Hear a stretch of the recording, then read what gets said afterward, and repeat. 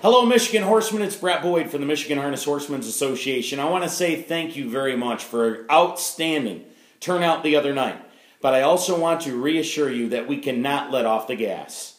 I just talked to Representative Daley today, and obviously he's started to hear from our horsemen.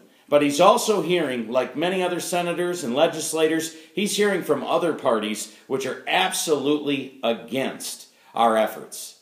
You know, folks, you hear about the Lansing Casino, and there's no stopping tribal gaming. We've looked at that, and now, for the first time, our legislature maybe has a better idea of what horse racing in Michigan has been going through. There is no stopping the tribes. You know, in 2004, we had a chance for the slots. It's unfortunate for our business and for Michigan that that didn't go through. Because if it would have, the state coffers, our taxpayers, would have over $2.5 billion in incremental revenue. And if you look at the revenue in comparison with the casinos, 21 tribal casinos 2 years ago brought a whopping $36 million to the state of Michigan. It's a sad story, but our legislators are really starting to understand. They're understanding that the 3 metro casinos pay about half the national average when it comes to taxes, and that our 22 tribal casinos pay very, very little taxes. You know, there's a reason why they're going after us. There's a reason why they've got tons of money, and they're spending it right now to make us look bad and our bills look bad. It's because the casinos of this state don't pay much taxes, and in some cases they don't pay any. The tribal casinos have a stockpile of money. They're putting it to work in Lansing, and they're putting it in to work to get a new casino in Lansing, and also to defeat Senate Bill 1075 and House Bill 5546.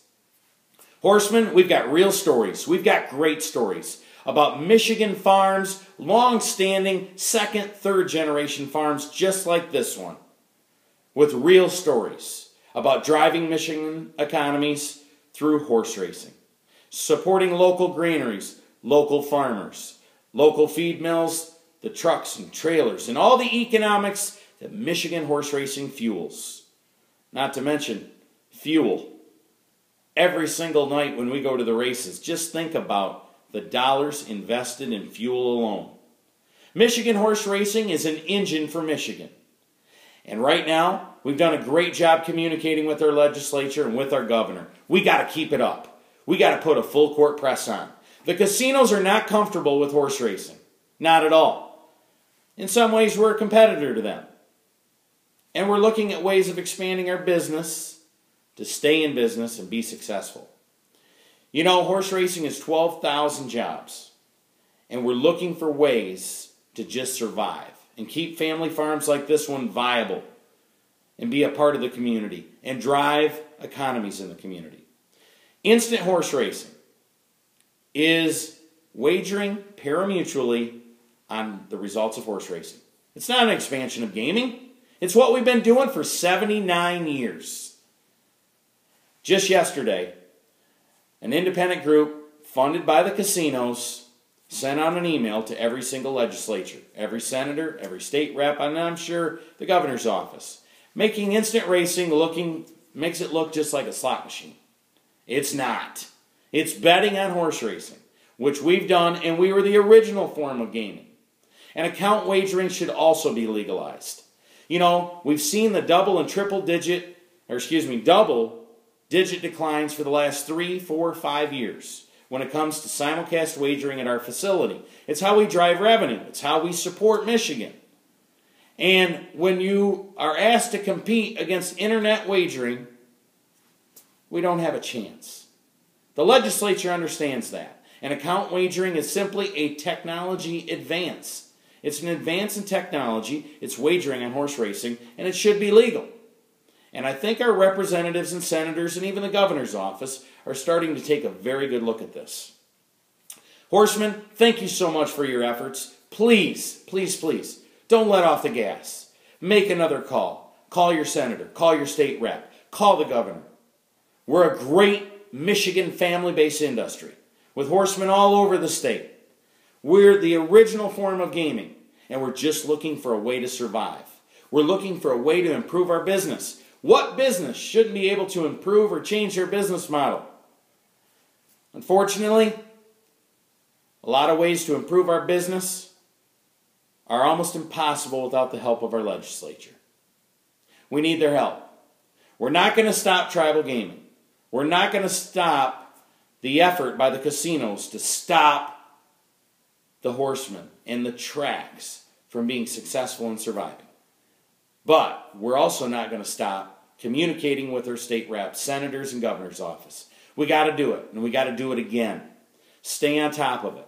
We're going to have teams out at the Kentucky Derby at our 3 tracks this weekend. We're going to be communicating with our fans, making sure they're communicating with our representatives in Lansing. Horse racing is great for Michigan. And guess what, casinos? We're not going away. We are not. We are a family-based business. We are an army of Michigan families that have been here for a long time. We were here before the casinos, before the lottery, before charitable gaming, before everything that is jeopardizing our business. And our families are arm in arm and are going to fight. We're going to fight for what we deserve. And that is success in our home state. To continue to drive Michigan economies, pay Michigan taxes. We don't have the money, but we've got real stories. We've got real people. We've got real examples of the good that horse racing does for Michigan. We're not going to stop communicating. We're not going to stop fighting. We've got the ears of our legislature, and for the first time, they understand. Hey, Michigan's not paying fair taxes when it comes to casino gaming. Hey, Michigan is on the short end of the stick big time on tribal gaming. You look at the gaming in this state, the state should be the winner of $1 billion annually. The state of Michigan's lucky if they get a third of that.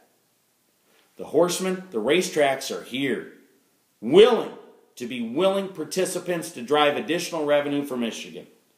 And we're going to do it.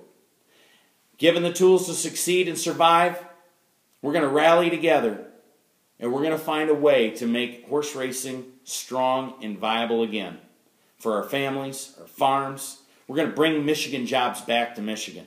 All the horsemen we've lost, we're going to bring them back. We're going to give them incentives to revive our breeding industry. And horse racing will rise again. Our stories are what we need to sell Michigan racing on. They're true stories. Their economic impact on our local communities. We stretch from north to the south, east to west.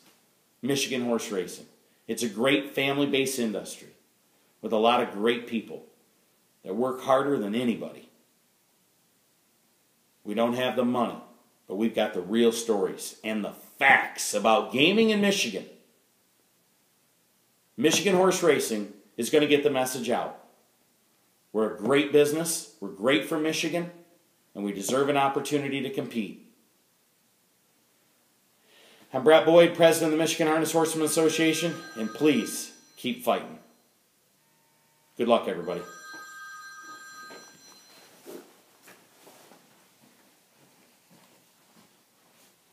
Hi, this is Brett.